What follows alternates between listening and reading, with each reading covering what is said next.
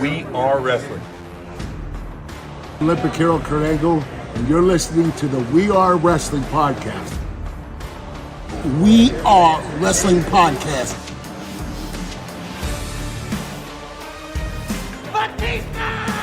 Let's flip and go. You're watching We Are Wrestling.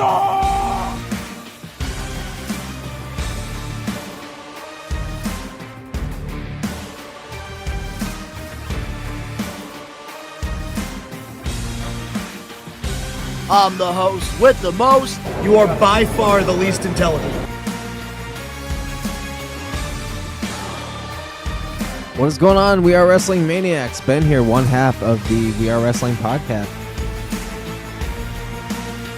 We Are Wrestling Podcast. Make sure to subscribe, baby. We are wrestling. What is up? We are Wrestling Maniacs out there worldwide. I'm the host with the most, Mr. We Are Wrestling himself, the best one, Donnie here with. What is going on? We are Wrestling Maniacs worldwide. It is Ben, the half of We Are Wrestling podcast. And today we got a nice little chillax, nice special show for you guys. And we'll get into all those details. But before we do that, you already know what's going on. Don, take it away, buddy. Honestly, man, I think this week there's not crazy news, but I think it's some really good news that I'm honestly very excited to, shed some light on, which obviously we're going to dive into all that good stuff. But before we do that, if you're not a We Are Wrestling Maniac yet already, and you're listening to the podcast, give us a 5-star review, not just a 5-star review, but a best one review, and download the episode. But if you are not a We Are Wrestling Maniac yet already over on the We Are Wrestling YouTube channel, and you're not a part of the thousands of subscribers, we recommend you to hit that subscribe button now, turn on the post notifications, videos be coming out of nowhere like an RKO, and of course you already know the grind is real. Yeah, buddy. So how's your week been? Fucking crazy, man. Like, it's been like weirdly busy. And a lot of shit's been going on. So I mean, it's been good though. I can't really complain. I had my boy over the last couple of days. I had to bring him to the airport, so I have his car sitting outside right now. Shit drives like a fucking beast, man. Like, I've never understood comfort driving until I drove that dude's car, and it sits kind of low, and it's kind of inside. It feels like a sports car, so I'm fucking cruising from fucking Windsor Locks all the way back home, dude, and I feel like I'm riding on a goddamn cloud. So that was probably like the highlight of my real life. But I gotta say, dude, we got some exciting shit we gotta talk about that we were both a part of this week when it came to the wrestling world, and I'm excited to get into that. How was your week, bud?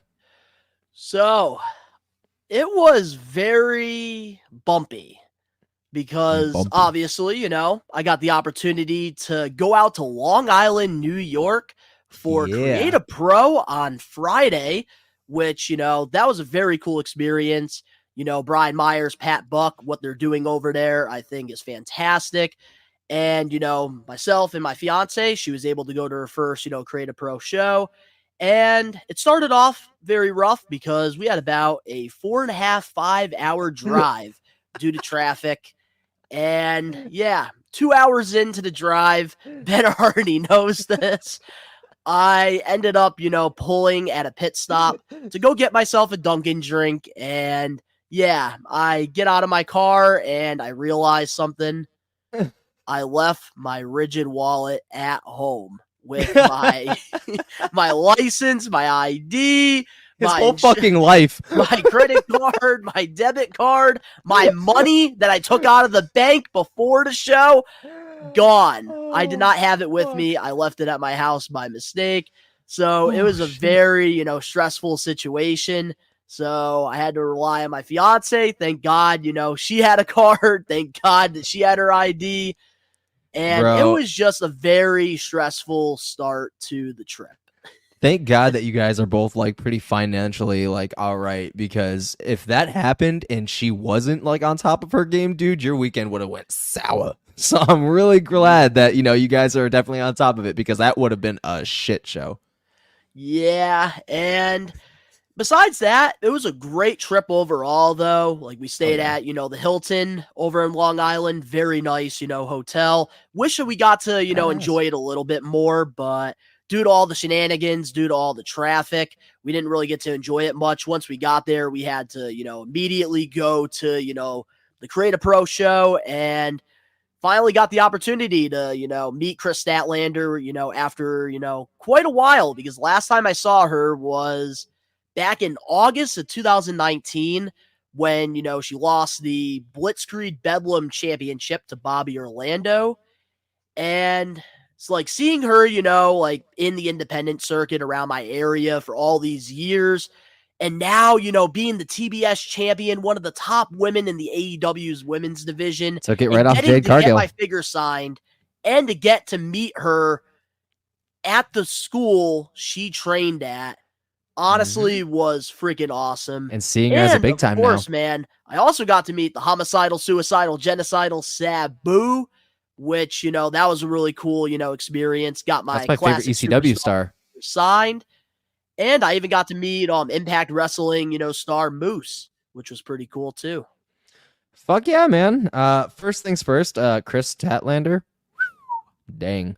Really glad that you got to see her as like an established fucking like TV star now. Like she's definitely fucking getting up there. She fucking took the belt off of Jade Cargill. So I mean, like that's a very big accomplishment, man. And now Jade's in WWE. So I mean, see, like you say all the time, dude, the independents are where the future's at. And like you're again reliving it just the same way that you did with fucking MJF, man. It's great. It's really, really great stuff. Indie wrestling. We highly recommend it.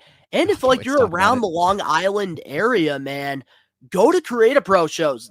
It was a great time. Meadow, she really enjoyed it a lot. And we are going to be having a vlog of both the Blitzkrieg Pro and the Create a Pro show all together in one.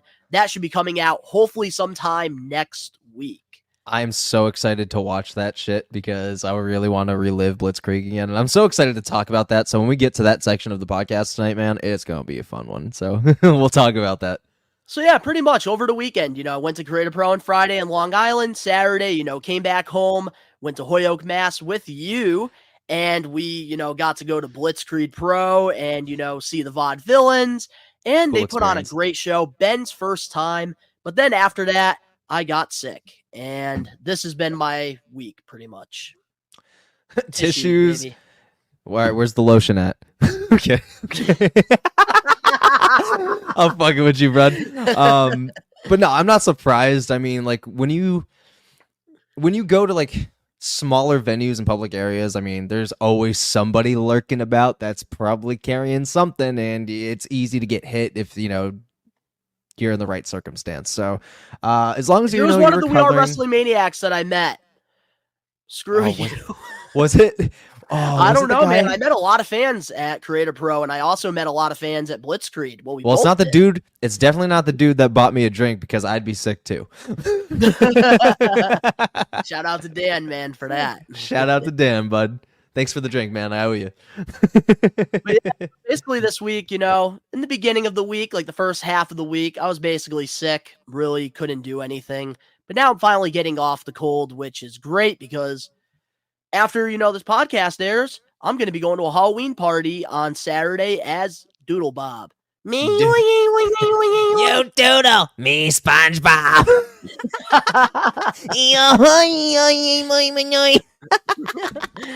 Fucking love Doodle, bro. Hell yeah. Hell yeah, man. I'm excited. But now, let's talk about Blitzkrieg Pro. Yeah, this man. Was your first time going, and guys, you don't even know. For years, I have been trying to beg Ben to, come to a Blitzkrieg show, and something always came up until, Saturday, which, man, what was your thoughts on your first Blitzkrieg show? So, as Don said, it's been a long time in the making that he's been trying to get me to a show, but usually they're always on a weekend, and on the weekends I have my little ones, so it's very limited in what I can do. My other half usually works on the weekend. This time, my other half was off for the weekend, so I was able to have her be with my daughter, and I got to go chill at a Blitzkrieg show, and when I tell you that I marked out more for wrestlers that I don't even know who the fuck they are at a very small venue, I went harder at this show than I did at Survivor Series. And Survivor Series was a fucking vibe. And that's like WWE, which is like the top pinnacle. And then Blitzkrieg is where you're trying to get discovered. And if there's something that I've learned, independent shows are always on fire because, again, you're trying to get discovered. You're trying to make a name for yourself. You're trying to really push yourself out there, and it shows, man, in the product. And there's so much passion in an indie show. And I'm not saying that there isn't, on like televised, bigger networks, bigger companies. Yeah, but they're I'm not saying fighting that. for something. Exactly. There's more at stake other than just a belt. They're trying to make a career. They're trying to build a legacy. And this is where you do it. Blitzkrieg, I will say, man, is a completely different breed from the other independent shows that you've brought me to. It's a lot more interactive. We were right in front of the fucking ring. We had a dude fall on us. And then it kept fucking happening. We had to get up, and I'm pretty sure you'll see this on the vlog. We had to get up multiple times because there were spots right in front of us happening in real time. And dude, like I said, the energy was just fucking electrifying, man. And I really also have to give a shout out to Phil, the ring announcer, one of our really good buddies. It just made the show, all over again. So there's so much that goes into the production of a Blitzkrieg show that just makes it the magic that it really is. And again, you see a lot of these bigger stars that you've seen on TV in these shows as well. So, I mean, again, definitely Blitzkrieg over anything. Blitzkrieg for life. And that's the thing, man. Like I go to, as much independent wrestling shows as I possibly can Hell to yeah. support these guys and girls. And what Blitzkrieg Pro is doing is so different. And that's like why I'm so happy that we are wrestling in Blitzkrieg Pro. We have this partnership because, Jeremy, Phil, all the boys in the back, all the girls in the back, they really welcome us, with open arms. And They really do. it's just such a great positive vibe. And that's how, my fiance Meadow, she even got into wrestling. She never watched it. And I brought her to a Blitzkrieg Pro show, and she never wants to miss one now. It's just the vibe at the end of the day, and it's just something so fun to do. And what, Blitzkrieg has done has been incredible. And I remember, going to my very first, Blitzkrieg show when they were, us versus them. And it was What on year a was that? baseball field. And man, to see like where they started to now is just incredible. And so blessed to, be working with, Jeremy and, the entire Blitzkrieg Pro family. So let's make a bet, because Donnie just said, Meadow was never into wrestling, never really, really cared about it. And then she went to a Blitzkrieg show and became a fan. Just because that we're very wrestling based and, we bleed wrestling, it's our passion, does not mean our families are on board with this whole thing and that they're fans too. Let's make a bet and hope to God that Ash is the same fucking way, because I would love for her to go to every single fucking Blitzkrieg show as possible, because I'm excited for November because it's in a really good venue. It's wicked fucking close to home because I live in Holyoke, right by where they're trying to make it their new home. So it's a beautiful night out. You get to see people beat the shit out of each other live right in front of you, and you get to get some food and some drinks, man. What is not to love about that, man? So I'm really hoping this turns her into a fan.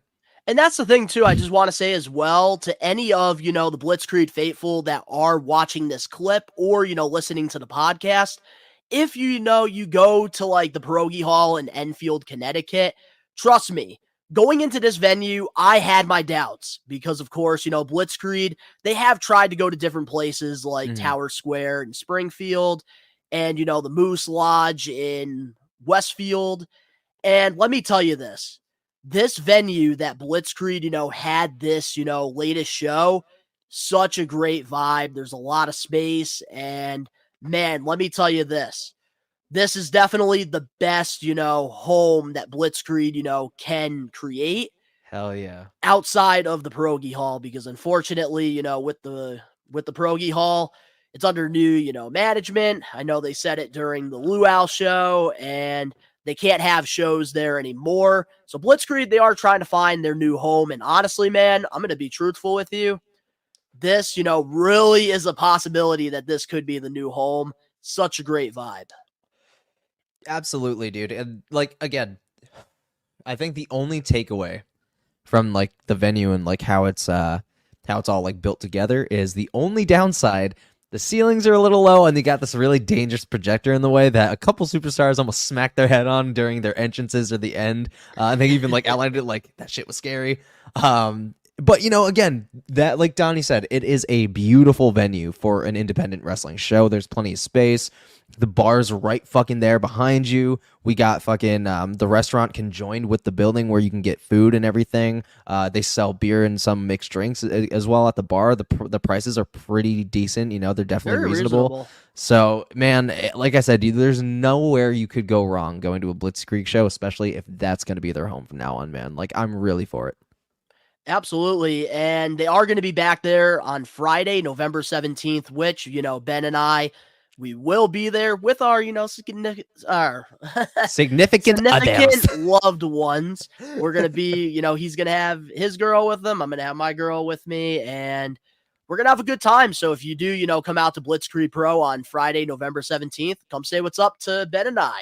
Wait. It's a Friday, not a Saturday? Friday night. Yep. Oh, it's a Friday night? Cool. That's going to be fun. Yes, sir. So now, with that being said, let's dive into the highlight of the week. Okay. Would you like to go first, or would you like me to go first? You know what? I'll go first, because usually I always ask you what your highlight of the week is. What was your highlight of the week, bud? My highlight of the week, I never thought I would see this day ever again. We have a potential of having SmackDown versus Raw again, because Adam Pearce is finally on one brand. He got promoted to general manager after all of these, hard, stressful days in the office. Man, I was seeing veins coming out of his freaking bald head. And now he gets to only worry about one brand. And we got the debut of Nick Aldis as the SmackDown general manager. And let me say this. I know there's a lot of people that want to see, the natural, treasure come back in the ring. But guys, this is incredible. And I think he held his own. I think he did a great job. I think that, man, I love him as the GM of SmackDown. I think it's a perfect fit. I think the brand split, and the fact that it's actually happening now because Triple H has full creative control, and that's everything he's been hinting at, is that it's going to be split up again. Things are going to get interesting. So when, a Raw superstar does show up on SmackDown, it's going to be a big fucking deal again. We're getting, again, Nick Aldis, NWA fucking dude's going to be a fucking Hall of Famer one day. Adam Pearce was NWA too. He was. Yep. Scrap Daddy Adam Pearce, bro. So we got fucking Nick Aldis, who, again, legend, knows ins and outs of the business, which is great. Another creative mind on the team is always fucking welcome, especially somebody of his stature. And then you got Adam Pearce, who got drafted over to Raw, and now he's the fucking general manager of the flagship show, what started it all. And I feel like nobody's more deserving than Adam, and I'm really excited for the duo pair that we have for these brands, man. It's starting to feel like... what I like. Structure. This is exactly what has been missing for both brands, is that identity. And now you have Nick Aldis, on SmackDown. You have Adam Pearce on Raw, which honestly, this is going to make great television, because now Adam Pearce isn't being shoved in our face constantly. He's only going to be on the Raw brand. And I like this, because usually general managers, they make the show more entertaining. Hell yeah, dude. And like I said, man, a lot of people...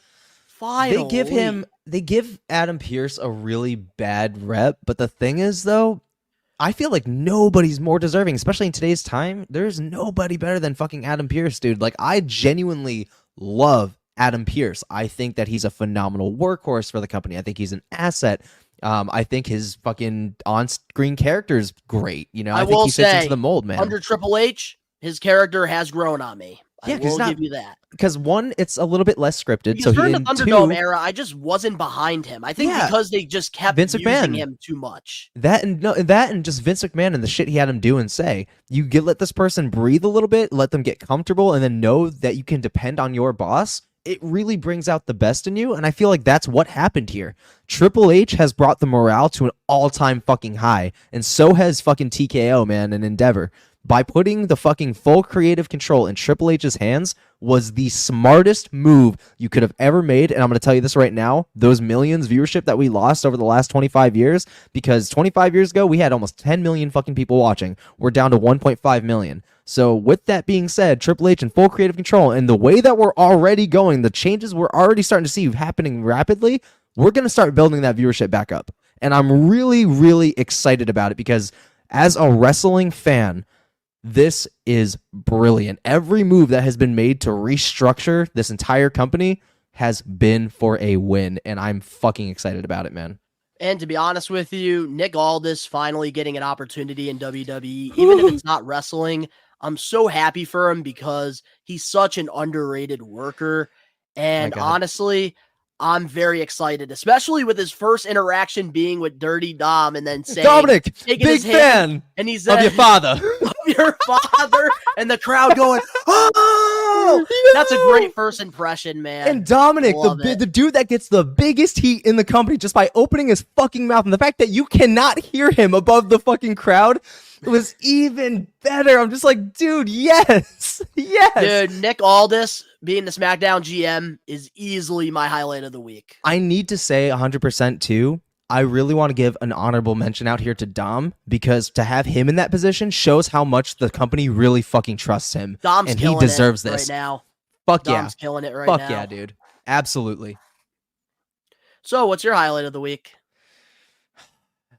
Damn, I was gonna say Blitzkrieg until you got me hyped up on the Nick Aldis shit. I was gonna say Dude, I've been Blitzkrieg. following his career, man, going all the way back to TNA Yeah. wrestling as I, the British Invasion, man. I actually just caught the last like little leg of his NWA run. So like I was already familiar with Nick Aldis, and I already knew that Dude, he was what on he his did way. for that 10 pounds of gold, man. Yeah, dude. So good. Like I said, I've been following his journey because it's been known for a while that he was coming. We just didn't know in what capacity or how or when, realistically. So seeing what they've done with him so far, and to introduce him, to have him speak on the mic and give a little bit of his personality out there, everything was just spot on, dude. Like they couldn't have done it any better, and I'm really, really excited for him. And they're I'm excited kind for of the future. teasing the Raw versus SmackDown.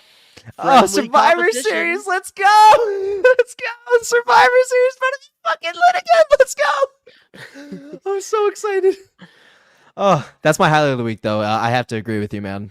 Nick Aldis and Adam Pearce getting their respective GM on their own brands and the interaction, that really does put a promising picture for WWE going forward. So that I have to be with you on that. And one, we man. both grew up on the Ruthless Aggression era, and we had Teddy Long and Eric Bischoff, man, as GMs. Yes, and it warms my heart knowing we're going in such a great direction for the WWE universe again. I think we're in for some real treats coming soon, man. So let's get ready. Time to be a pro wrestling fan, man. But with that being said, let's dive into the topics for the We Are Wrestling Podcast 79. Yeah. So, this past Wednesday on AEW Dynamite, Sting announced that he'll be retiring at AEW Revolution this February in 2024. What's your thoughts on this, and who should Sting's final opponent be? So I think we've all known for a long time. They're obviously in the world of wrestling, passions have been reignited. I know we've heard like the 25th fucking headline about Ric Flair wanting to wrestle again, which is literally suicide.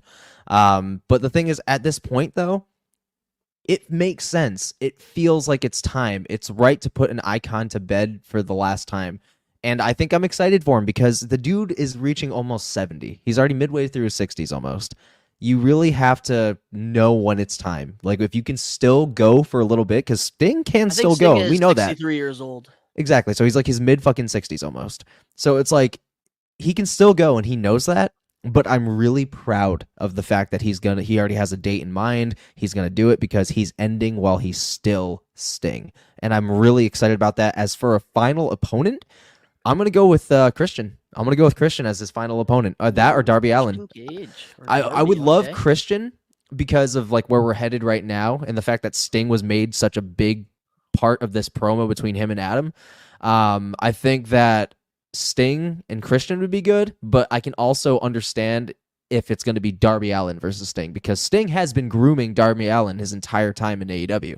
So I think that there's going to be a passing of the torch moment. So it's either that or Christian for me. I really do like that a lot. So, my thoughts on, Sting announcing his retirement. I'm glad that he's able to, make that call because I know in 2015, he even said it in his promo, retiring, in WWE, he had to due to an injury because of, the buckle bomb that he had with Seth Rollins at Night of Champions. And, it wasn't his call to retire. And it just didn't feel right. And he was able to get cleared from doctors. And, he's had this incredible run in AEW. And one thing I have to give Tony Khan credit for, because I know all of us in, the wrestling podcast, world, we love to, criticize his booking decisions and, him marking out. But you got to give credit where it's due. He does a fantastic job when it comes to legends, booking them. And I will think say Sting, he's done a great job with, since, debuting at Winter is Coming. that's literally like example number one. Sting is probably the best utilized veteran talent on TV currently. I can't really say much for anybody else. Mine is like Edge, but like we're talking about like the older, the older but wrestlers. even like, so like Sting, but even like throughout, AEW's run, like I can even speak on this. I think they did a great job with Arn Anderson, with Cody Rhodes. I think Tully Blanchard, with FTR was great. Jake the Snake Roberts, he did really good with Lance Archer. Well, I'm talking about fucking in-ring, bro. I'm not talking about like managerial roles. I'm talking about people that can still actively I just think legends in general, I think Tony Khan does a great job with. I think he does better than fucking WWE. Absolutely. Like absolutely, I can't man. stand RVD, him. But he had 2 great matches in AEW. Phenomenal matches. And even RVD fucking shows that he can still go, which is, I'm like, damn, son. Like he can still fucking go. And he looks older, but he does not move older. I saw a couple spots, that I was like, all right, there's the rust, there's the age a little bit. Like when he tried to jump up and do his little turn thing when he's about to do the 5-star, he kind of botched it a little bit, but saved himself. But I'm like, yep, that's where the age is showing. But he can still fucking go too. And you're right. Tony Khan does nail utilizing legends. Definitely. And I'm glad that Sting is able to, make this decision for himself, because I know it must be hard because, throughout his career, man, he, was everywhere. WCW, New Japan, the NWA, TNA, and then even WWE. He was even able to, perform at WrestleMania against Sting. Triple Did he go to Japan at all? He did do some stuff in Japan during sweet. his WCW times. Yeah, man. Like I said, Sting, man, I'm so happy for AEW. him. And I'm so happy for him, like you said, it's a very rare case that somebody can really retire on their own terms. And Sting, man, he's had a beautiful ending to his career. He really was able to redeem his career going to AEW, which you don't hear me say a lot. A lot of people really kind of tarnish their shit going to AEW, especially with everything going on right now. But he really rolled with the punches, stayed to himself, did what was asked of him, was able to give fucking input, and is able to put this thing to bed in his own mind. And I'm really excited about that for him. And he was able to have, some fun, crazy spots that he did as well. Oh my god, yeah, dude. And like even when he dropped the fucking leg, Swerve, he fucking in that casket match or something that he was having, fucking dude didn't even go through the fucking table, and he did it again and he went through the fucking table. He handled it like a pro. And that's something that you don't get that nowadays very often, especially in the lot more seasoned and ready to retire wrestlers. Like Sting proved that he can still go, but I'm glad that he's putting the fucking immediate stop on it when he wants, when he's still Sting. All right, so now my dream opponent for Sting. I have 3 of them. Okay. The first one, Jeff Jarrett, only because I did WCW? love their rivalry back in TNA around, that's right. 2005, 2006.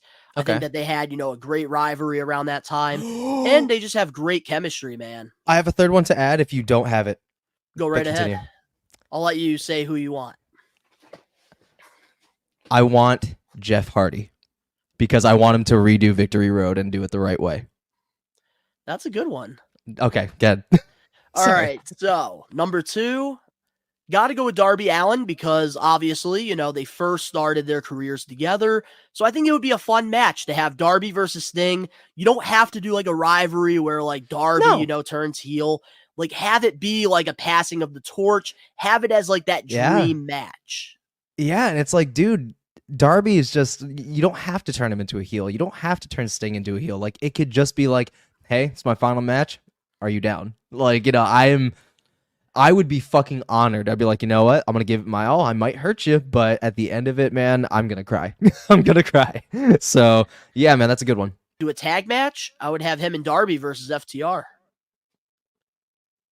Just because FTR, they like to work the old school style. And honestly, I think Sting, being in the ring with like Dax and Cash, who, have a lot of, ring knowledge, like Sting, I think that they could put on a fantastic match. And then obviously with Darby Allin doing the crazy shit that he does, it'll make the match, I think, a 5-star.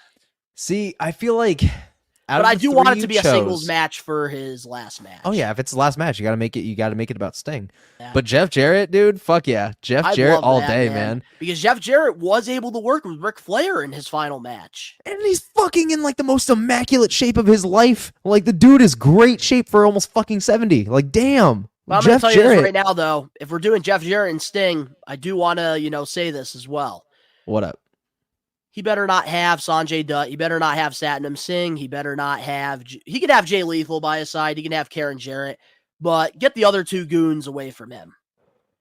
I understand. I want Jarrett to be taken more serious, man. I can get behind that completely. But, with that being said, let's move on now to the next topic here for this week's episode. Let's do it. Seattle, boy, home of Darby Allin and the home of fucking coffee. Let's get it. Absolutely. But we got some NWA news. It's been a minute. Billy Corgan announced that NWA signed a 2-year TV deal with the CW. The two programs that are slated to air on the network will be NWA Power and a reality show about the day-to-day behind-the-scene business of the National Wrestling Alliance. What's your thoughts on this TV news? So one, NWA has bred a lot of the legends we know, like some of the likes of Ric Flair. Nick Aldis just joined the fucking crew. I'm pretty sure LA Knight was in NWA for a little bit, right? Yep. Eli Drake. Eli Drake was in NWA. Fucking Molina was in NWA a couple of years back. There's so many people Your that boy came Rob from... Conway. Exactly. There's a lot of people that came from this promotion, and I feel like it's taken its hits over the years. But now that they got a TV deal again, you're going to see light shined on a lot of these people that really do deserve some spotlight and some credit and some exposure. And I'm really, really excited about that. And another thing I'm really excited about is that reality show, because I love documentaries. I love seeing how things operate from the inside. Man. Exactly. Same here, except for fucking reality shows like Total Divas. I can't fucking stand it. But love that shit. I'm a fucking mark. Shit like fucking, the day-to-day productions, seeing how a show's produced in the backstage areas, how storylines come together, who's really in charge of producing certain matches. I'm excited about those things, and I love those things. And I think another thing that's really like revamped my love for them is the WWE documentaries that we've been getting. They've been on fucking fire lately. So it's like, yeah, dude, I want more. I want to watch more shit, so I'm excited about it. It's a different kind of angle. Here's why I'm very excited about this. Tyrus has retired at the perfect time, because I don't know if I'd be able to watch NWA Power if Tyrus was still holding the 10 pounds of gold. I am happy that EC3 has the title. I see that he is doing a lot of, good things with it right now. Here's why, dude. Tyrus, oh man, I don't want to get in on it. You might as well. We're on a podcast, bud. Oh, so we're on a podcast. That's what we talk about. Man. Overrated. The man can't work. His best run was being a Funkasaurus with, the Funkadactyls and, coming out to somebody called my mama. The dude is not a world champion material. You really don't like Tyrus. Okay. I really don't, man. That's okay. Now, as a person, seems like a very nice person. But as a wrestler. What he's doing right now on Fox is great. And, he's always been a solid worker, but I just don't see him as a main event guy. And he didn't really do anything with the 10 pounds of gold during that run. They only gave him the title because literally he's on Fox. I feel like he could have had a better career and a better run. They picked Tyrus over Nick Aldis. Like I said, I feel like Tyrus would have had a better run had he been trained properly by the right people. If he may have... This is going to sound kind of fucked up, but I don't mean it like that. If he hit the gym a little more and shaped out a little bit. No, there's nothing wrong with the weight of him. But no, it's not the weight. It's just the look. His problem was the way he wanted to be booked. He's had issues, and that's why he wanted to be booked as one of those dominant, typical big men in the business. And sometimes what he had in WWE, man, was fantastic. He was the next Dusty Rhodes almost, dude. Pretty much, here's who I would have compared him to. He could have been easily the next Rikishi. Yeah, 100%. But then, he didn't like the creative direction they were going with him. So then, he went to Impact Wrestling. He was basically, a big guy for, EC3. And then, he wanted to be in the main event picture. They didn't want him in there. So then basically he left Impact Wrestling. And then in NWA, Billy Corgan gave him the opportunity. And, he was able to, finish off his career, which I'm very happy he was able to do that for, his career. I'm just not the biggest fan of, his work. Okay, and like I said, I especially can get a prestigious championship like the National, Wrestling Alliance Heavyweight Championship, man, the 10 pounds of gold. Yeah. But honestly, all jokes aside, this is a fantastic move for the NWA. And when, NWA Power, first came out and Billy Corgan, rebuilt the NWA, I was watching it consistently. I really enjoyed it. I think Nick Aldis as, the world champion, the 10 pounds of gold, I think was a great move for them. I think, seeing guys like Trevor Murdoch, who, we knew him best, in, his tag team run with Lance Cade, RIP, being, a main event guy over there, seeing Matt Cardona, seeing, our boy, VSK. I really loved what the NWA was doing, but after the whole Nick Aldis thing, man, I just lost interest in NWA. Hey, man. And it's not for everybody. Dude, he was so perfect for the brand. And they decided to pick Tyrus over him. And that's maybe why I feel the way I feel about Tyrus. But I am going to give this a shot because, like I always say here on the podcast, I want all of these wrestling promotions to succeed because the more wrestling is out there, the better it is for our job. And for us fans, because, everybody complains about, AEW's crowds. I keep seeing the fucking stupid pictures of, the whole hard cam area. I'm sick of it. Who gives a shit? If you enjoy it, enjoy it. The Tuesday Night Wars, that was fun. It was fun going on here doing a live watch-along, watching both shows at the same time. Seeing, WWE have John Cena and The Undertaker go against regular typical matches. Yeah, was fun. Just have fun with it. And I will say this. I wish it was Impact Wrestling that got this deal because, man, I want Impact to get on a better TV deal than Anthem. It's not Access TV, right? I am really happy for, the guys and the girls that work for, Billy Corgan, because this is just more opportunities for, the pro wrestling business to grow. That, and I'm just happy for Billy Corgan too, because now maybe he might be able to be taken seriously. So it's a win-win for all of us wrestling fans. You want to know how toxic wrestling fans are before we move on to our next topic? Dog, I know, but what's the reasoning today? There's fans that literally think the NWA is going to be AEW in the ratings now. All right, next topic. All right, next topic. Next topic. That's the dumbest shit I've ever heard. Next topic. That's the dumbest shit. Here's the thing, AEW guys, they are getting solid, 700K to 900K views, on Dynamite. Yeah. And NWA, I bet they're probably going to get maybe 200,000 viewers, which honestly for them is going to be way good. Fucking better. Yeah, you're going to be getting at least, production value going up. But I'm going to end it for me on this note and just say the same fucking stupid people that thought AEW was going to blow WWE out of the water are the same people that are saying that fucking NWA is about to blow AEW out of the water. You're fucking ludicrous. You're fucking delusional if you think that. And there's a reason why AEW guys is number 2, because obviously they are on a big, network, and Tony Khan's got the money. And that's what I'm saying. The superstars. What are the fucking what is the one common factor between WWE and AEW that NWA does not have? A billionaire in charge.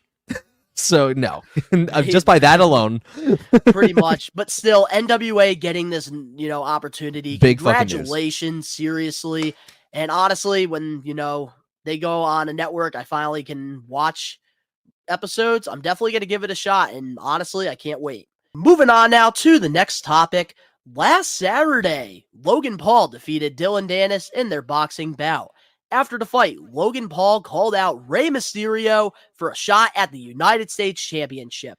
The rumor is this match will be taking place at Crown Jewel. What's your thoughts on this? So I know that we've talked about this over the last week since, obviously he called him out. My first initial thought was, okay, Logan's going to take that U.S. title. And then at some point, probably at WrestleMania, we're going to see LA Knight versus Logan Paul for the U.S. title. And that's going to be fucking LA Knight's first big title in WWE. Which is, honestly, it suits him. And it's going to look fucking great around his waist. So I can't wait. Yeah. But I'm excited because Rey Mysterio and Logan Paul, who has proved that he can fucking go, the dude can literally hang with anybody in the ring. I mean, he's taken on the likes of Ricochet and Roman Reigns, who are completely core opposite type of fucking, not only just body form, but movesets. He can work with anybody. So to see Rey Mysterio put over Logan Paul, I think that that's going to be a really fun match. I really think it is. Hey, they did show a lot of potential, too, in that tag match, too, at WrestleMania. Exactly. So here's what I got to say, man. Any publicity is great publicity, man. And Logan Paul taking advantage of that opportunity and, calling out Ray, I think was great headliners. And it made, some noise because everybody knows who the hell Rey Mysterio is. So, of course, people are going to pay attention. And honestly, I do want Logan Paul to win the U.S. title against Ray because I think having Logan Paul as the champion going all the way to WrestleMania, that is great for press conferences. That is great for, the media. And you're going to get a lot of attention towards Mania season. And then you have LA Knight get his first major championship win at the biggest stage of them all. That is a great way to start, his career because a lot of people also forget. Because I know a lot of people are saying, they want LA Knight to be the world champion. They want him to be the WWE champion right now. But we need to take our time with this. And let him cook. A lot of people forget. John Cena, man, 16-time world champion. He won his very first championship at WrestleMania 20 against the Big Show, and it was the United States Championship. And then so that LA following Knight, year, you can do that. That following year, honestly, he won his first WWE. Dude, Logan Paul versus LA Knight, they can definitely tell a story for Mania. Oh, fuck that yeah, is a dude. WrestleMania match right there. Both because are great on the imagine mic, too. Promo battles these two are going to have. All the media attention. This is what, WrestleMania needs. And honestly, I kind of want Logan Paul to win the U.S. title. I think that this would be great for WWE. I do too, man. I'm completely on board with you. Yeah, and honestly, man, I love that he took advantage of this. And, Rey Mysterio now is doing interviews with ESPN and, doing stuff, saying like, tune in the Friday night. I'm always there. Let's see when he's going to show up. Like, honestly, man, it's got me very excited. Tonight. He's scheduled to be there tonight. So I'm excited. Guys, by then, this match might be announced by the time this podcast does come out. Yeah, buddy. Man, but look at that. We have the script, baby. But guys, with that being said, man, we'll be right back with more We Are Wrestling Podcast 79. Hey everybody, it's Hall of Famer Devon Dudley here. And when I'm not putting people through tables or testifying, I am listening to one of the greatest podcasts in the world. We Are Wrestling Podcast. Check it out. Testify. Are you looking for wrestling content? Well, We Are Wrestling provides everything pro wrestling. The best one, Donnie, Gins, and the Load Rager Ben, are wrestling marks like you who love this sport. We Are Wrestling has it all when it comes to wrestling content. We have different podcasts, vlogs, reactions, full wrestling matches, live pay-per-view watch-alongs, interviews, predictions, and so much more. Only on We Are Wrestling. What are you waiting for? Subscribe and become a We Are Wrestling Maniac now. We're back, and every week on the We Are Wrestling Podcast, we do this thing called Comment of the Week. And all you have to do is go to the We Are Wrestling YouTube channel and leave a comment. But unfortunately, I did not have enough time to read comments this week because I was blowing my nose.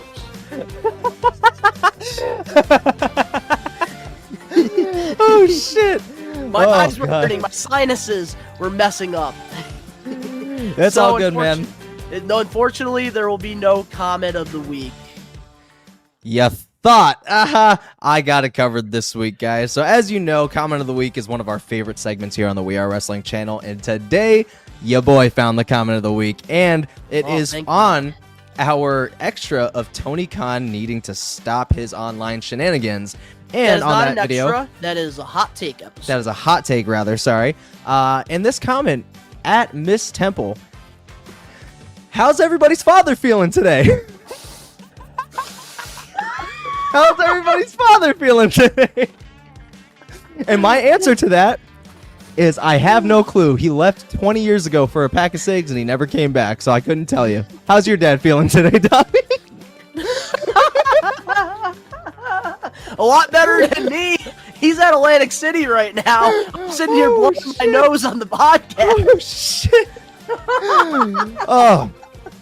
Who knows? But according to Avengers 6 that's coming out, this was the big quote. People that you thought were going to be gone forever are going to be coming back in that shit. So imagine my surprise when a portal opens and my dad walks out with a pack of ciggies. I'll let you know in 2026, y'all. Woo! I had to. I'm sweating. Sorry, man.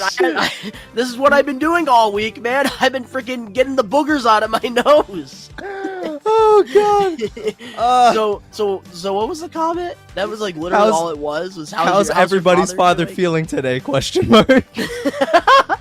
Dude, Christian Cage is on a whole nother level right now. Some of his best work, period, that he's ever done in his entire fucking career, and I have been enjoying my life just watching all of it, bro, because he's been savage about it, especially with Nick Wayne. My God. Did you see the segment on Dynamite with Nick Wayne and his mom? Come here, son. Come here, son. Honestly, that is such a great comment, but I'm not even lying to you guys. Literally, my dad is at Atlantic City right now, having the time of his life while I'm sitting here blowing my nose. Oh, he's vibing. But at Miss Temple, congratulations for your comment of the week. And like we say every week, in order to get your comment featured right here on the We Are Wrestling podcast, all you got to do is go through our videos, leave a great comment, and you might have a chance of being featured right here.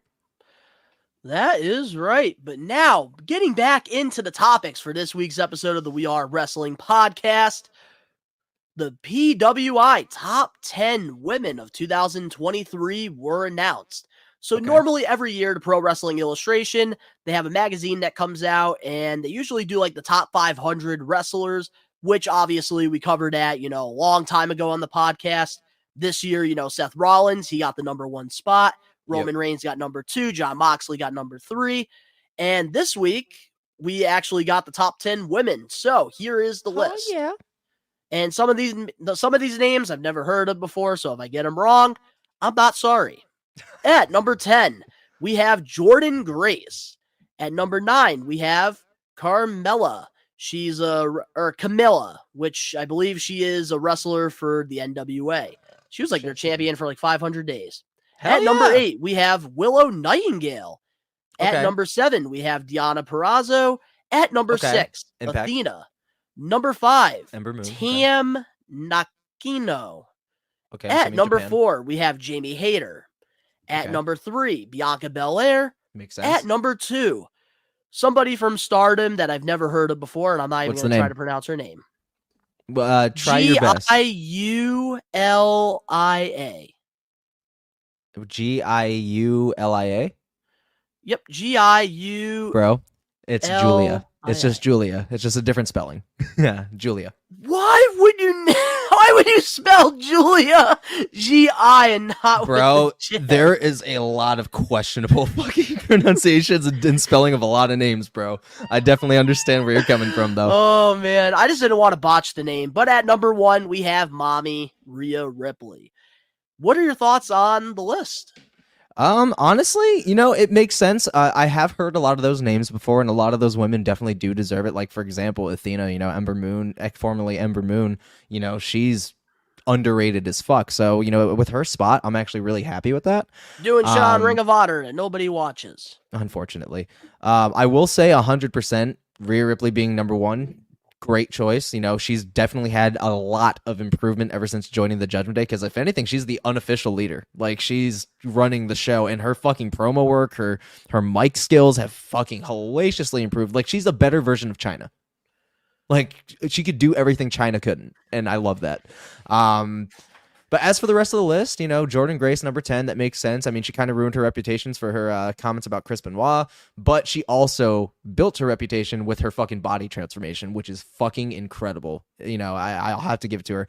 Deanna Parazzo, you know, she was a pretty big name last year, like, circulating. So honestly, I feel really good. I will say 100% that this is a really good stacked list. I got to say, I'm very happy that Willow Nightingale got on this list at number 8. She's, you know, been definitely one of the bigger standouts in the AEW women's division.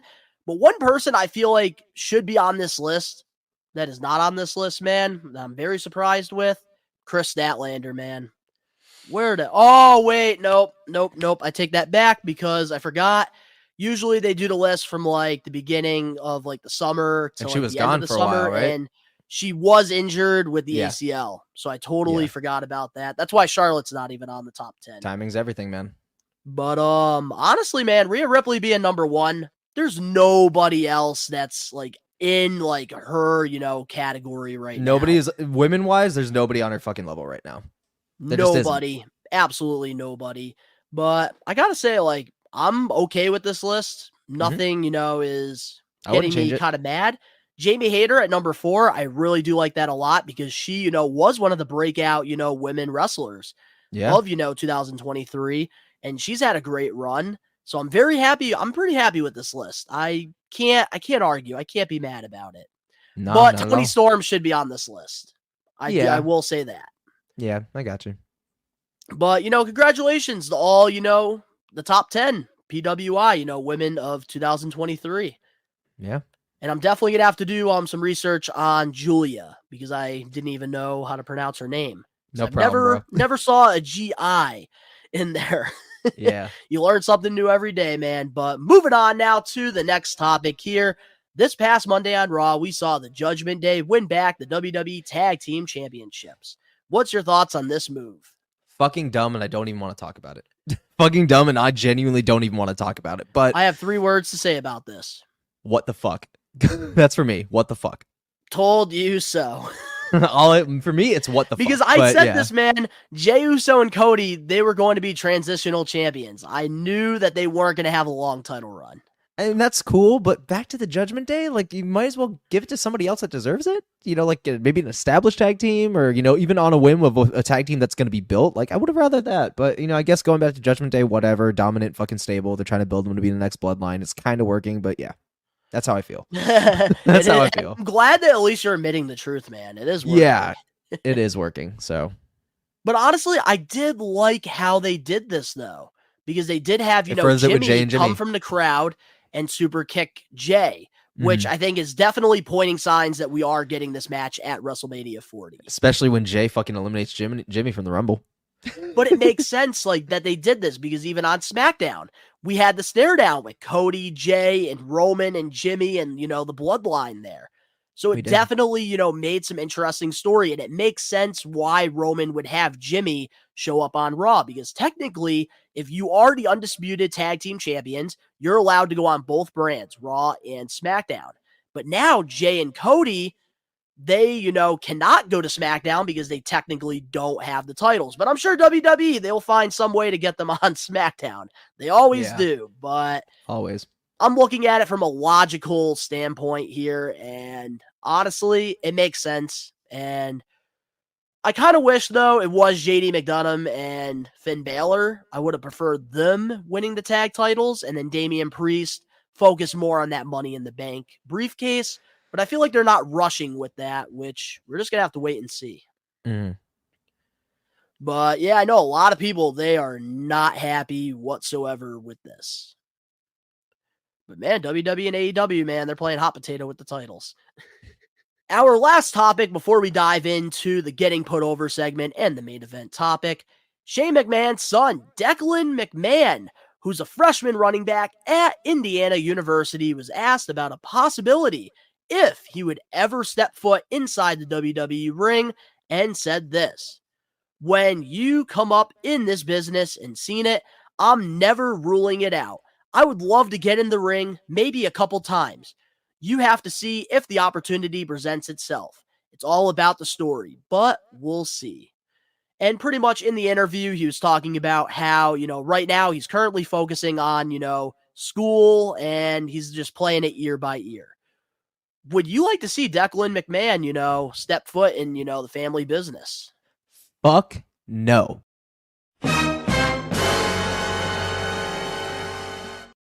Last thing I need is another rich-ass, whiny, bitch-ass McMahon fucking ruining the goddamn company that his fucking grandfather so graciously built and fucking his son destroyed. Yeah, that's the last thing I want to... that's the first thing I want to see is another bitch-ass fucking rich kid take over the show because he's a fucking McMahon. No, I don't want to fucking see it, dude. That's boring as shit, and his son looks like a little bitch. Oh, come on, that's boring man. as shit, dude. No, it's boring. Shane McMahon got boring when he came back this last time, dude. He got boring as fuck. The last good match he had was, I think, with the Undertaker. I don't know if it was the Undertaker, but actually, I think it was the Undertaker where he dove off. That was the last good match. Other than that, I disagree, he became man. The fucking last good boring. match that Shane McMahon had was against The Miz at WrestleMania. I thought that was a really You're also good looking at somebody who can't stand The Miz and can't stand Shane O'Mac, so I don't agree with you. Dude, Shane O'Mac, dude, I love Shane O'Mac, man. Ever since what he Shane, brings. listen, He's so different. That's cool, but after... I was already bored as shit with him after the Miz match, but the moment that he threw himself in the Rumble is when I fucking all right, he's just another snobby ass bitch ass McMahon. He's another fucking Vince. Here we go. Making the show to fucking be about him. So no, I think he's a bitch ass motherfucker too. So no, no, I'm not interested. I don't listen, I would be cool if his son jumped in the ring and got decimated by Roman Reigns. That's the one time where I'll be happy about it. He gets fucking squashed like a goddamn ant and doesn't fucking come back again. That's where I'm happy with it. And I want him to get legitimately fucking injured. So yeah, no. I want to see him break his fucking leg. So no. Come on, dude. Don't wish injuries upon people, man. I wish injury upon Shane McMahon's son. What has he ever done to you personally? Be a little whiny bitch ass, rich snobby ass bitch. And also getting an opportunity handed to him because it's his family's business. Sorry, but there's a lot of other people that genuinely deserve that fucking shot that don't get shine the light of day. Last thing I want to see is another snobby rich kid get their fucking way. So no. So I will say this because I get where you're coming from. I do. Yeah. But okay, no, I get what you're saying here, and I'm just gonna, I think I just flabbergasted him, y'all. You have. Honestly, I'm going to say this. Usually when it comes to, somebody getting an opportunity to, be on WWE or be on AEW or, one of those main, shows, I want people from the independent circuit more than somebody that's an athlete, like a former, basketball player or a wrestler. And I think that's why a lot of people are behind, Gable Steveson. They're trying to make him the next Kurt Angle, and nobody's freaking buying it. I'm sorry, literally, but that Baron works. Corbin, man, was getting chanted over him. That's cool, but Gable Steveson, that makes way more fucking sense than just fucking throwing in another McMahon that nobody fucking wants to see. No, but but nobody gives a fuck. Yeah, but here's the thing, though. Gable Steveson didn't earn that WWE contract. But he's not a fucking McMahon, so to me, it doesn't matter. To me, it doesn't matter. I'm sorry, but the thing is, he did earn that contract. Just because he's a generational, person, Gable that shouldn't, Steveson, take away from that. Bro, you're comparing an Olympic fucking athlete to a fucking snobby ass rich boy's son. You're comparing the two. He's playing Division I football. That is wrong. Okay, and congratulations. And how did he fucking pay for that fucking He's technically an athlete, man. He got a scholarship. Congratulations, but how did he pay for that tuition in the first place? His daddy. Suck my dick. I'm sorry, but you don't have to pay tuition if you get a scholarship. Well, regardless or not, probably the training camps and all that stuff. Yeah, probably. He won't go through training camps. He's not going to go to the performance center. He's just going to get thrown into a fucking match at WrestleMania because he's a fucking McMahon. So no, I'm good with it, dude. I don't think Declan. I don't think that would happen with him. I think really don't. I think this is the first time where you and I are not going to meet a fucking middle ground here. No, that's all good, man. The podcast, of course, when it comes to pro wrestling, this is why I love the We Are Wrestling podcast, because, of course, this is what we're talking about is pro wrestling. Yeah. And at times, we're going to see eye to eye with things, but there's other times where we're going to have different opinions on things. And obviously, I can see, where you're coming from. And I'm sure, you're not going to admit it, but you could see some of the things I'm saying involved. No. I can't. I can't. I'm genuinely gonna be with you, man. I'm being as authentic and as honest with you as I possibly can, dude. I genuinely believe the fucking kid does not deserve it at all. I really genuinely believe that he does not deserve it. But here's the thing, though. A lot of people say that Logan Paul didn't deserve it.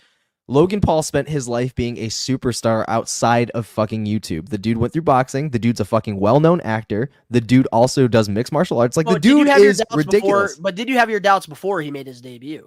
No, because the dude self-made I thought himself. you hated. Wait, I think he was a bitch. Did you hate the Pauls before he I wrestled? hated Logan for what he did about the fucking the Japanese suicide forest. That fucked me up because I'm like, dude, for somebody who deals with shit like that, that was not fucking okay. But in terms of him deserving this opportunity more, absolutely, because Logan Paul is self-made. He self-made himself. Where D-Clan, or how the fuck you pronounce his bitch ass name, is just literally another daddy cocksucker for me. So I don't think he deserves it at all. Cool athlete, whatever, but you're not going to convince me with another McMahon. You're not. You can't. So here's, here now that I tried to, You tried. I tried, but it didn't work. But now I do want to give my genuine thoughts on this. Go ahead, buddy. I actually think that this would be pretty cool to see him step foot in the ring because obviously, the McMahons, they go all the way back, man, to Vince McMahon's father. He was the one that, created the WWF.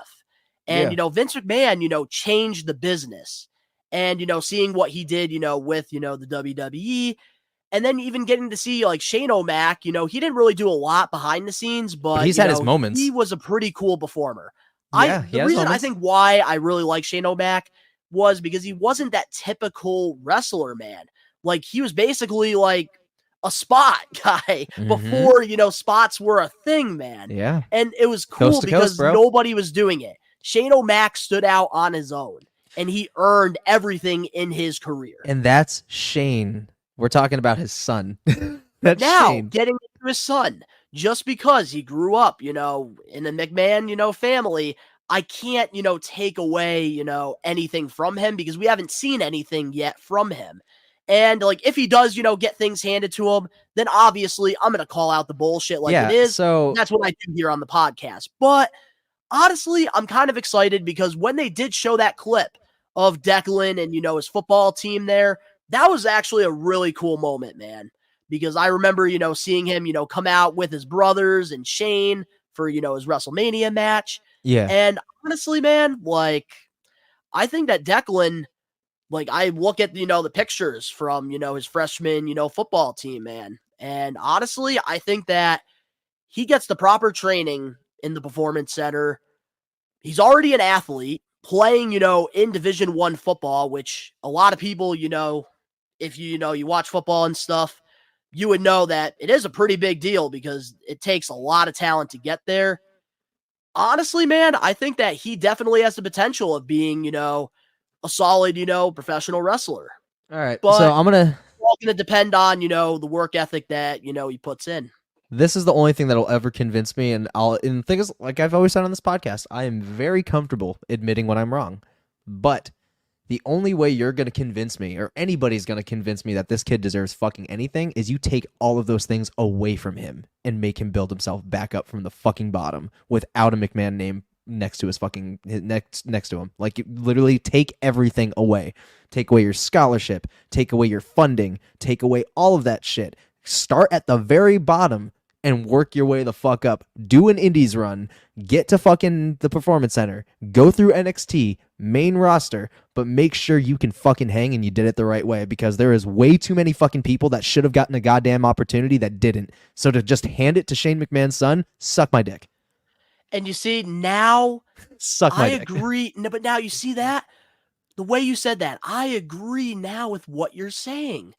Because now you're not coming at him because he's a McMahon son. You're pretty much telling him that but pretty much you're telling me, you're not saying that, he's a bitch ass boy that gets everything handed to him. Now you're saying that he, needs to go out there and he needs to earn his stripes.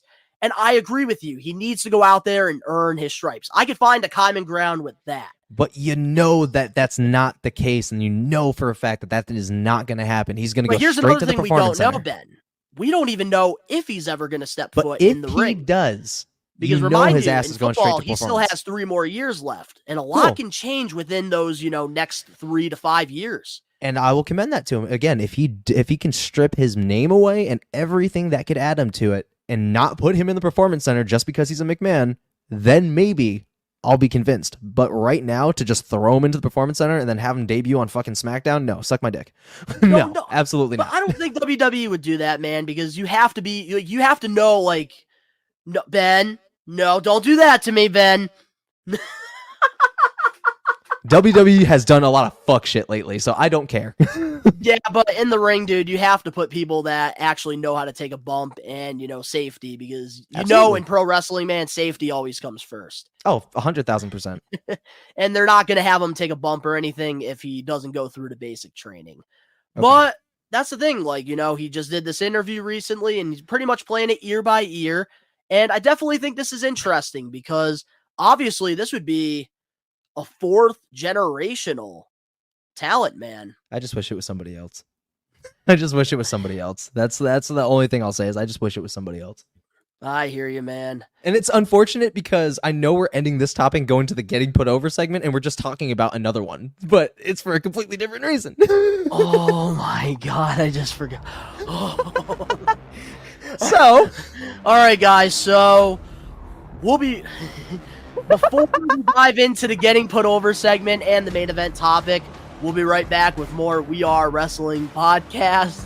Ben, you're not making yourself look good at all in this situation. I'm going to go blow my nose. go blow your nose. What's crackin' everybody? WWE Hall of Famer, The Godfather here, and you're listening to, that's right, you are listening to We Are Wrestling Podcast. Check them out, man. Stay on that smoke train. Collecting has always had a special place in my heart, going all the way back to when I was a kid. I remember my parents taking me to Toys R Us and waking up on Christmas morning to a bunch of new action figures. I had bins filled with thousands of rare WWE, WCW, ECW, and TNA figures through the years until, unfortunately, I ended up selling my whole childhood without knowing the true value of my collection. 2 years after I made that horrible decision, the pandemic hit, and I realized there was a part of me that felt missing, and that was collecting. My whole life, I have loved collecting wrestling figures, wrestling memorabilia, classic video games, Nickelodeon stuff, sneakers, Funko Pops, and even Angry Birds.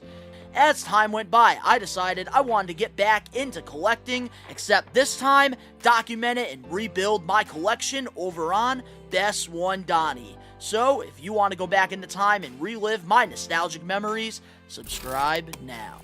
We're back, and every week on the We Are Wrestling podcast, we have this new segment called the Getting Put Over segment, where once a week, Ben and I, we alternate and we pick a current we pick a former or a current or even, a future superstar that we want to put over, and we talk about their highlights of their career and some of our favorite matches, some of our favorite moments. And this week, Ben, it is your turn. And who are we putting over? So in the last segment, I just buried you want a to McMahon. change your mind, Ben? No, I'm not I'm changing my totally mind. okay Nope, with it. Nope. So the last segment y'all saw, I buried a McMahon single-handedly. In this segment, the Getting Put Over McMahon segment, hasn't even done anything yet, guys. I'm putting one over that has That been ain't football. that cannot be buried at all. So this week on the Getting Put Over segment, we are talking about the one, the only, the boss himself, Vincent Kennedy McMahon. I needed to talk about Vince for a reason. Before you give that reason, Yeah. you know that we're putting over somebody that likes to bury people. Yeah, and I just buried his fucking grandson, so it's okay. It's okay. I just buried his grandson, so it's all right. He ain't the only fucking one, so whatever. Donnie's gonna blow his nose again, y'all. the way you went about that. I fucking just buried his grandson. We really structured this show so epically. We buried one McMahon, now we're putting over another one. And it's the McMahon that should not be getting put No, over. it is the McMahon, and this is why we're putting him over. Because this McMahon actually did shit. Whether it was for good or bad, he did shit. So, all right. I wanted to talk about Vince in all seriousness, all jokes aside. I wanted to talk about Vince because the other day, I'm pretty sure a lot of other people can relate to this. You'll scroll through shorts and everything, and those Mary on a Cross edits, where you see like wrestlers then and like currently, and then like where their prime was, and then like you have that song. Oh, like the little playing. timeline things? Yeah. So I saw one of Vince's, and it showed his current shit and like him taking the awful bump from Stone Cold, him just aging. And then it said and his match with Shawn Michaels at WrestleMania 22, his fucking feud with Austin, his Kiss My Ass Club with William Regal, it just moments like that made me realize, man, Vince McMahon is one of the greatest heels of all time and one of the greatest characters that has ever graced our wrestling screens. Oh, It's there's just no a fact. question about it. Nobody was a bigger villain than Vince McMahon. And that's what I'm saying. And he still gets massive McMahon. pops, bro. And it's unfortunate to say that Mr. McMahon, the character, is gone. He won't be showing up on our screens anymore. He's already said it in the TKO merger fucking press conference. It's done. He's done being Mr. McMahon. That character is long and gone. Or in his words, as he said, Mr. McMahon is dead. I want to talk about that because it's like, regardless of all the bad publicity he currently deserves, obviously, and all of the bad shit he did, there is no denying that he is single-handedly the reason why we are the marks we are today. He graced our childhoods with entertainment that could be contained and be produced by no other. He made some of the greatest choices. He made some of the shittiest choices. He's made some of the most questionable real-life choices. But the thing is, though, there is nobody that will ever fill the shoes of Vincent Kennedy McMahon. There is nobody. In this segment, we're putting over the character. The character, not the person, the character. And slightly the person, because I would be fucking lying to you if I told you that the day that we find out that he has left this earth, that I'm not going to cry for a week straight, because I will. And I'm probably going to end up in a Vince McMahon wormhole. So he's one of the greatest, and we really do have to, all of his. I can't even argue with what aside. you're saying, man, because it is the truth. Mm-hmm. Like I think a lot of people are afraid to, admit the truth when it comes to Vince McMahon because of all the shit that has came out about him, throughout the years. Even his face run with fucking Triple H against Legacy was fucking incredible. With him, Shane, fucking Triple H against fucking Randy Orton, Ted DiBiase Jr. and fucking Cody. Like, that was incredible to me. When Randy was like, fucking handcuffed fucking Triple H to the ring post and kissed Stephanie after giving her a DDT. Like, I loved what they did with Vince. Vince being an active performer, like the dude they put to that this day over man around that time, and it he was Vince is that did it. Still fucking ripped at his age, man. Like, the dude has done so many things for the world of wrestling, not even just WWE, because he's inspired the likes, again, of Tony Khan, Billy Corgan.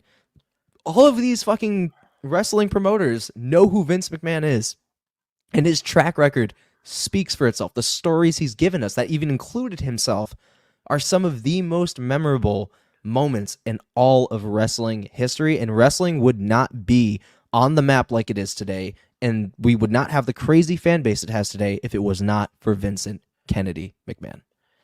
And you do make a valid point there, and I'm going to add something as well, because the Super Bowl for professional wrestling is WrestleMania, and Vince McMahon was the man behind the idea of WrestleMania. He put all of his eggs in one basket for that very first WrestleMania. He took a chance, and it paid off, and it made WWE what it is exactly today. And we're about to be going to, 40, man. Mm-hmm. WrestleMania 40 years of this. And it's all because of one evil genius. And, I do want to, talk about Vince, some of the highlights, throughout, his run in WWE as a character. Yeah. Because I do think that, the Attitude Era, man, they would have never beat WCW in the war if we never got the Austin versus McMahon. And it all started when Bret Hart got screwed at Survivor Series 1997, man. Absolutely. I remember that very first promo Vince McMahon made. Bret screwed Bret. Mm-hmm. And that's when we got the villain, Mr. McMahon. And then we obviously got the storyline. The rest is history. Austin. And yes, the rest was history. Vince, man, like again, another one of his iconic matches, Battle of the Billionaires 2006, WrestleMania 23, or Nope, 2007 rather, WrestleMania 23 against Donald Trump, Bobby Lashley and Umaga, and he got his head shaved bald as fuck, and that's another thing.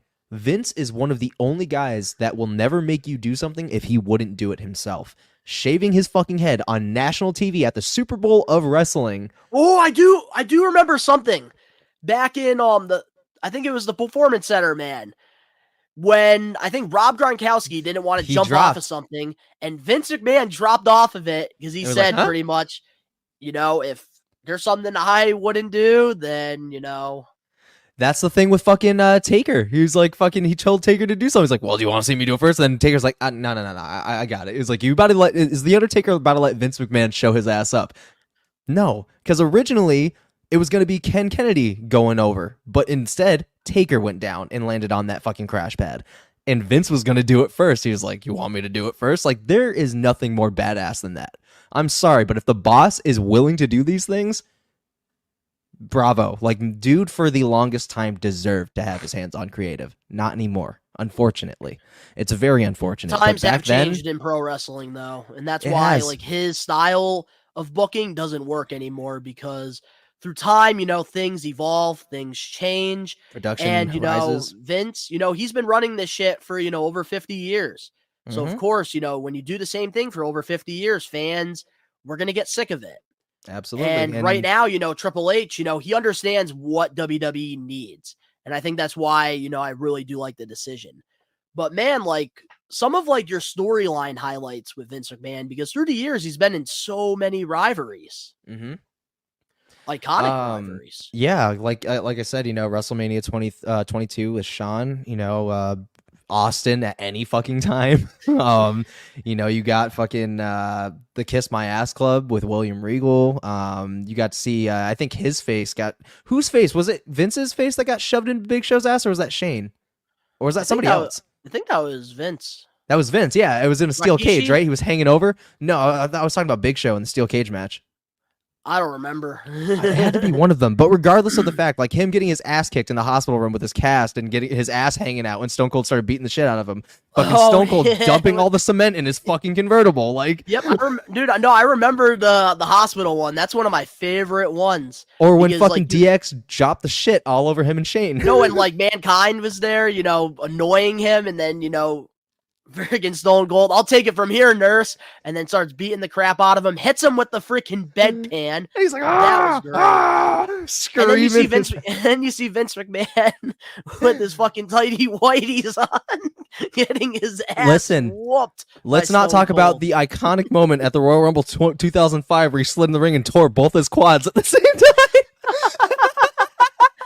He was so pissed off too, because I guess like it wasn't supposed to be like a draw. Yeah, Edge saw it apparently. Edge was like the third person left, and on his way back to the ring, he saw fucking Vince like just pissed off, fuming past him. Then he turned around and saw his ass drop, and he was like, "Oh Lord!" It's like, "Oh shit!" One of my favorite underrated runs for Vince McMahon has got to be the ECW run, man. Do-Rag McMahon. Fuck yeah, Do-Rag McMahon with the fucking ECW title. Fuck yeah, fuck yeah, dude. And then seeing Matt Cardona years later doing the same shit in GCW, that was fantastic. Like I said, there's nobody that's a better fucking heel in a lot of ways than Vince. Vince had this swagger about him. There was just a certain essence to Vince McMahon that cannot be replicated, and that's why he's one of the greatest of all time. And again, he carried the WWE for 40 fucking years, basically, almost.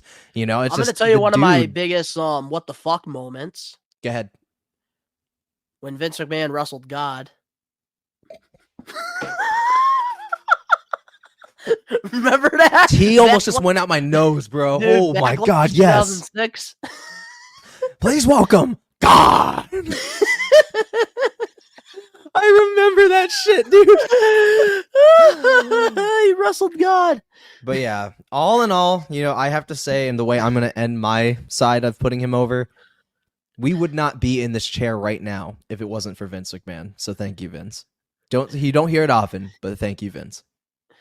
Yeah, I gotta, thank Vince for all the entertainment he's brought. But one thing I do gotta talk about too while Yeah, we're go ahead. putting him over. Dude, the whole 2006 thing, like you mentioned, the Shawn Michaels and Vince. What about the DX versus, Shane and Vince? They like pretty much built a whole SummerSlam. Yeah, they around dropped DX shit on returning, them. And then like, He put the Spirit porta potty Squad. shit on them. Dude, the Spirit Squad, dude, that was great having the Spirit Squad with Vince. That was Yeah, fantastic. that's what I'm saying. I'm like, dude, And then they you had dropped DX, shit. send their asses back to OVW in a crate. Or the fact that Vince likes cocks. Dude, I I had that love shirt as cock. a kid. I love cock. You love chickens? I love chickens. You love roosters? I love roosters. You love cocks? I love cock. I also love too how the headquarters they actually did the spray paint with the DX. Or when they fucked with his microphone. You people think this is funny? Yo, and Triple H and Shawn Michaels mocked Vince and Shane. Stop it! Shane just dropped. Shane just dropped to the floor doing fucking Shane's dance. Oh god! But I do gotta Oh, ask you I'm too, sweating. because this is Vince, dude. We have to talk about this for a couple more minutes, man. Yeah, what up? So, your favorite "you're fired" moment. Oh fuck!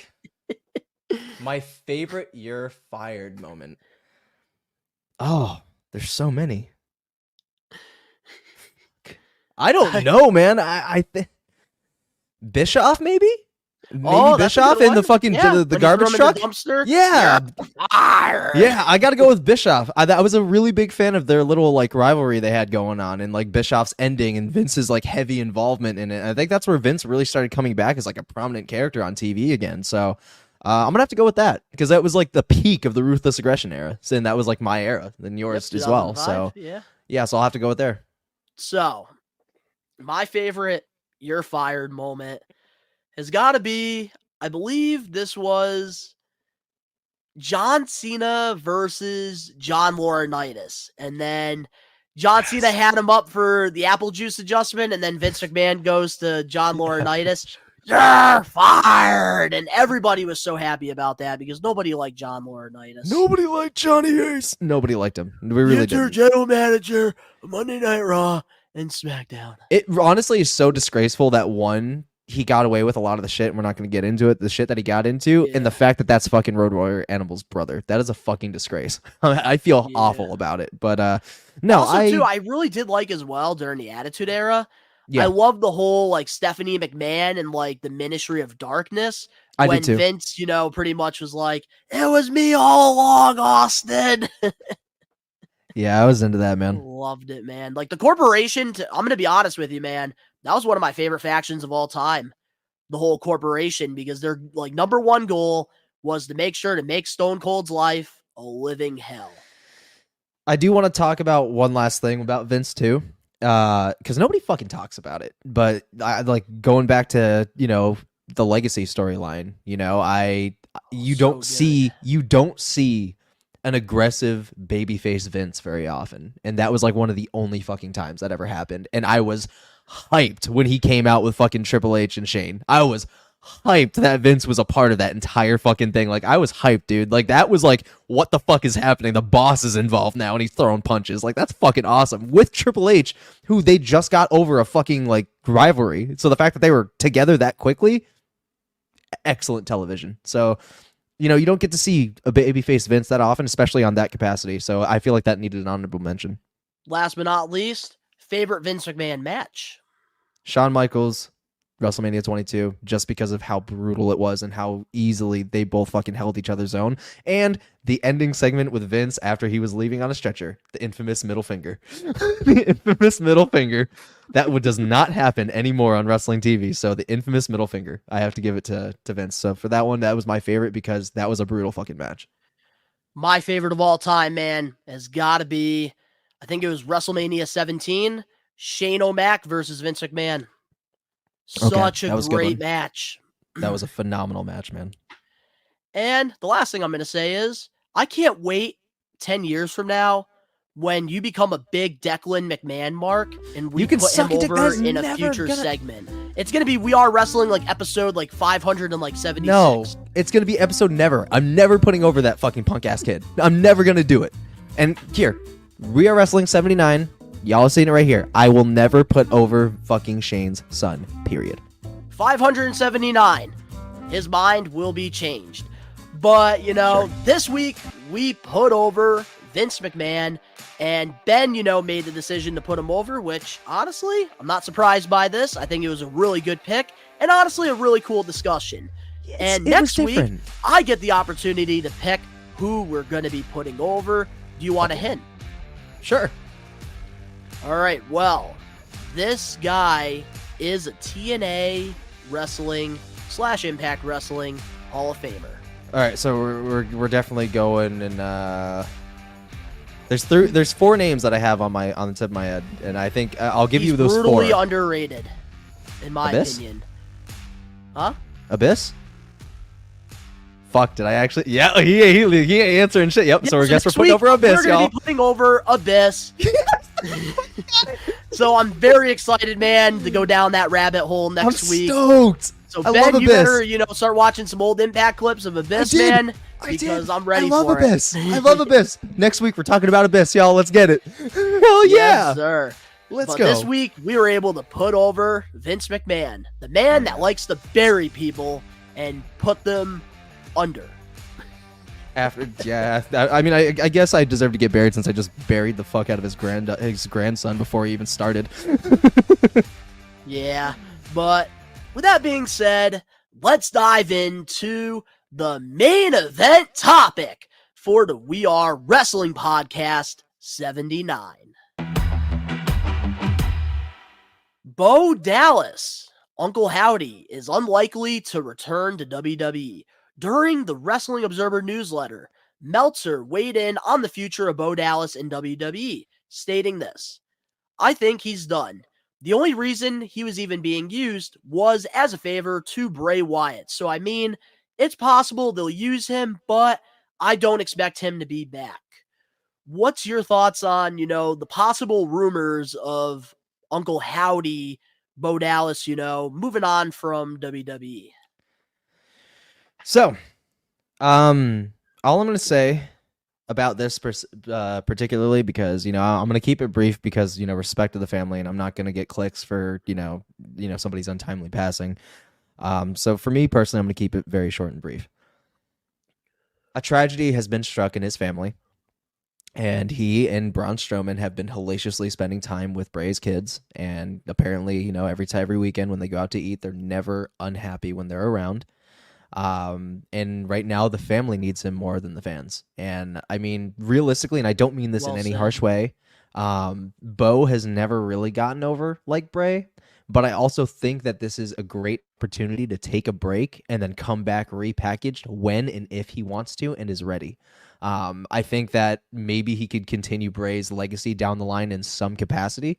I know that he doesn't have the same creative mind, but with the right guidance, maybe under Triple H, I think that there could be something special there down the line whenever that time is.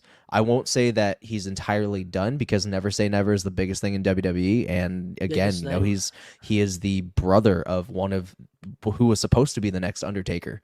And again, this tragedy was extra large, and those kids are very small and they need their family. And who better than, the late great Bray Wyatt's brother? So I think Bo should take a break. I think that maybe, again, a few years down the line, maybe even sooner, maybe later, if he finds the passion for it, he finds the time, he gets the green light from the children, from JoJo, from everybody involved, that it was close, and depending on how they do it and approach it when he does maybe eventually come back. But I think right now that's the best move right there.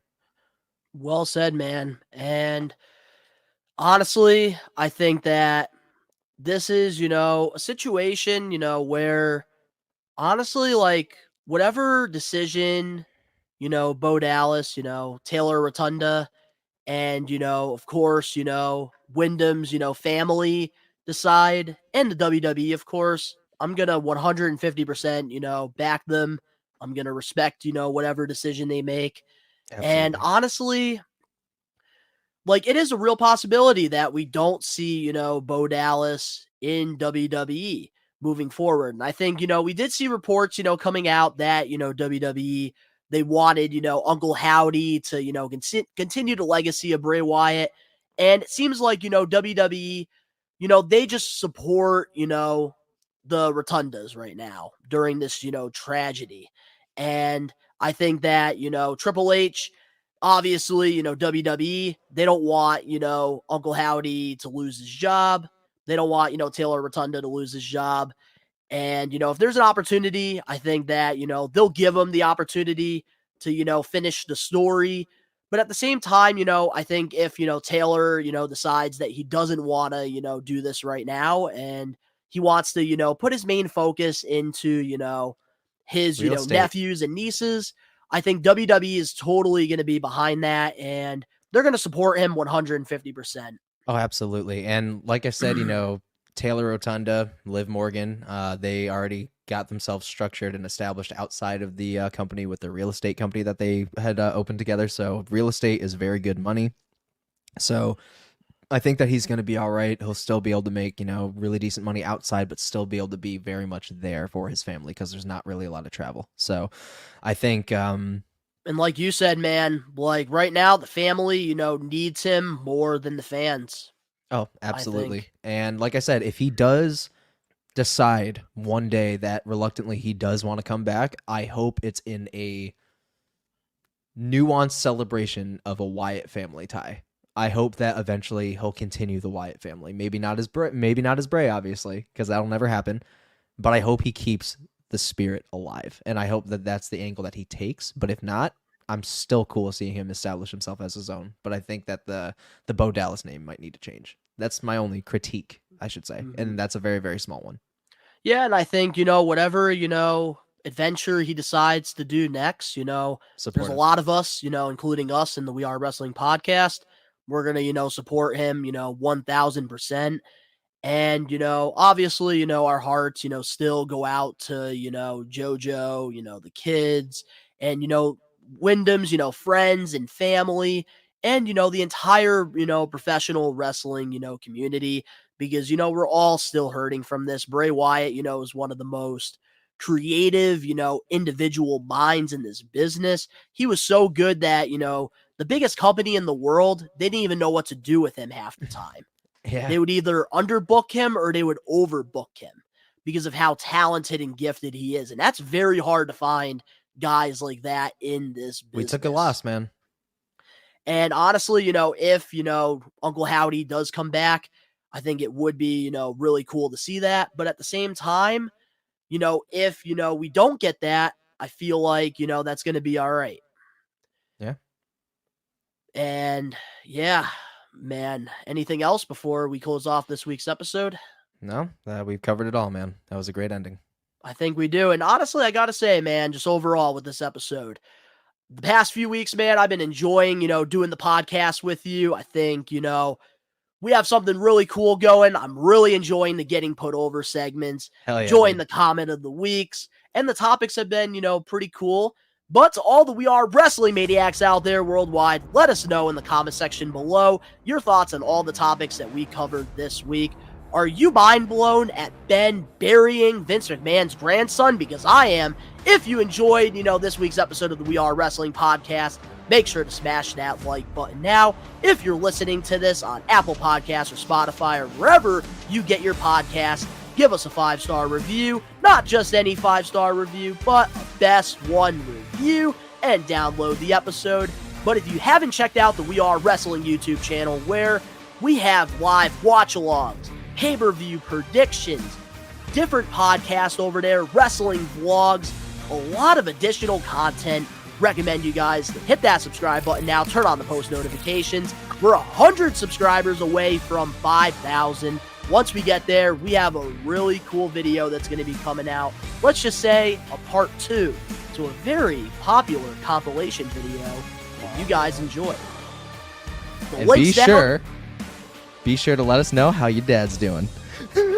I love that comment of the week, man. Hell yeah, dude. Links down in the description below. You can go follow Ben and I over on our social medias and our own personal YouTube channels. Ben's doing music reactions. I'm doing toy videos. All the links down in the description below. And of course, to all the We Are Wrestling Maniacs out there worldwide, we are taking over. Peace.